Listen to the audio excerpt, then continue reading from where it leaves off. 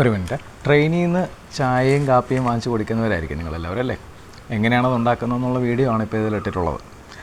അതായത് ചായപാത്രത്തിൽ ട്രെയിനിലത്തെ ടോയ്ലറ്റിലത്തെ വെള്ളം നിറച്ച് അതിലേക്ക് ചായപ്പൊടി ഇട്ട് ഇന്നലെയോ മിനിഞ്ഞാന്നോ അല്ലെങ്കിൽ നേരത്തെയോ ബാക്കി വന്ന ചായ കുപ്പിയിൽ ശേഖരിച്ച് അതും ഒഴിച്ച് ആ സാധനം കലക്കി ചൂടാക്കാനുള്ള ഹീറ്റർ അതിലേതിൽ തന്നെ ഇട്ട് ഈ സാധനം നിങ്ങൾക്ക് കൊണ്ടുവന്ന് 10 രൂപയ്ക്കും 15 രൂപയ്ക്കും 20 രൂപയ്ക്കും വിറ്റിട്ട് നിങ്ങളത് ചെറിയൊരു ഗ്ലാസ്സിൽ വാങ്ങിച്ച് കുടിച്ച് പുളകം കൊള്ളുന്നു.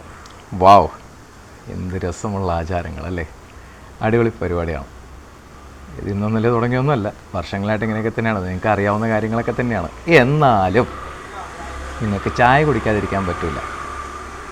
അതുകൊണ്ടിട്ട് നിങ്ങളത് വാങ്ങിച്ചു കൊടുക്കുന്നു. എന്നിട്ട് സർക്കാർ വിൽക്കുന്ന മദ്യം കഴിക്കുന്ന മദ്യപാനികളെ നിങ്ങൾ കുറ്റവും പറയുന്നു.